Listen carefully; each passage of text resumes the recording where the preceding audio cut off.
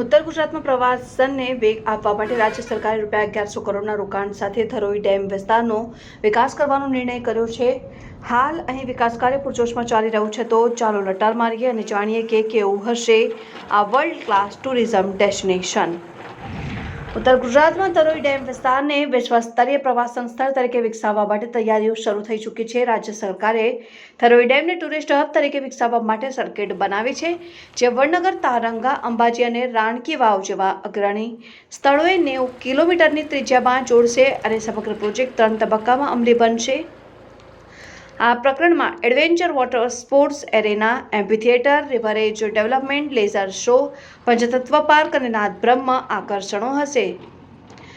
આ ઉપરાંત અહીં visitor centre, water experiments park જેવી સુવિધાઓ પણ હશે। આ પ્રોજેક્ટમાં 2 વર્ષમાં તેના અંતિમ તબક્કામાં પહોંચવાની અપેક્ષા છે। પ્રોજેક્ટનું 80% જમીન સંપાદનનું કામ પૂર્ણ થઈ ચૂક્યું છે। The long-term vision is to develop North Gujarat into a huge tourism circuit, Dharoi being the center point of that, and the other pilgrimage sites like Ambaji and Hatkeshwar Temple and other Vadnagar development area. So they all will be the surrounding peripheral points to that central point, which will be Dharoi.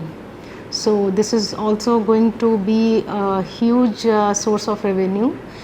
In the long term, it will be a tourist hub, it will be a cultural center also.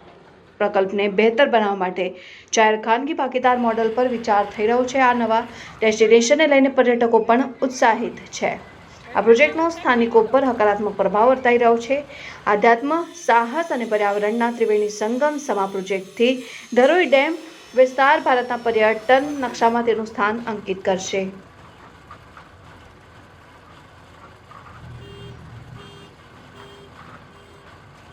Statue of unity से भी काफ़ी बड़ा बन रहा है और world level इसमें हर facility world level है। सी प्लेन वगैरह है इसमें और आजू बाजू जैसे अंबाजी है, खेड़ ब्रह्मा है, टूरिस्ट यहाँ सब के अंबाजी खेड़ ब्रह्मा तो आते ही हैं और सब लोग यहाँ से अपना रुक के जैसे 1-2 दिन तो आगे जा सकते हैं।